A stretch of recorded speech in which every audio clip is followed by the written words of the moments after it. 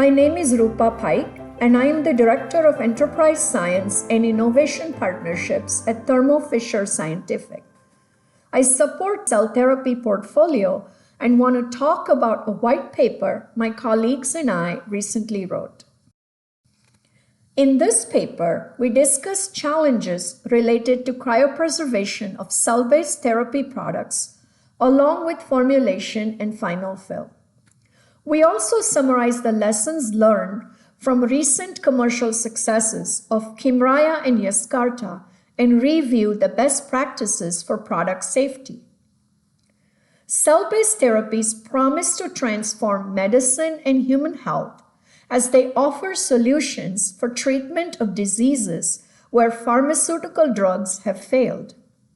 The recent commercial success of products such as Kymriah and Yescarta cell therapies has generated tremendous excitement and acceleration of new product development in this area. Currently, over 500 cell therapies are in various phases of clinical development, and over 1,000 clinical studies are underway globally.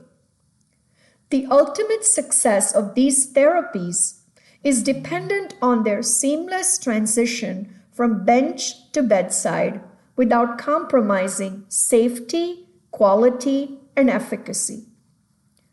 In order to achieve clinical and commercial success, the final cryopreserved cell therapy product needs to have an extended shelf life, be conducive to long-term storage, and withstand global transportation.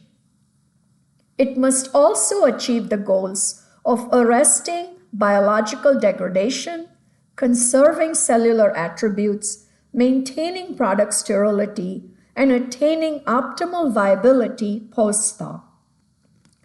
Development of a standardized cryopreservation strategy is challenging due to factors such as diversity of cell types, nature of therapy, and size of the dose.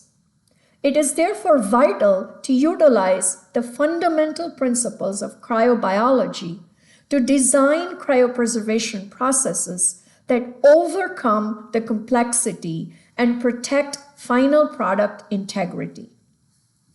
Failure to deliver optimally cryopreserved product to the patient's bedside often means depriving the patient of the only viable treatment option, because majority of the patients receiving this therapy are relapsed or refractory. In our white paper, we discuss the benefits and challenges of cryopreservation for both autologous and allogenic cell therapies. We also focus on important issues such as cryopreservation process parameters, identifying and mitigating cryopreservation-induced stresses, roles and trade-offs of various cryoprotectants, formulation and packaging considerations, and the importance of enhanced cold chain logistics strategies. I invite you to download and read this white paper and hope you find it helpful for your cell therapy development and manufacturing projects.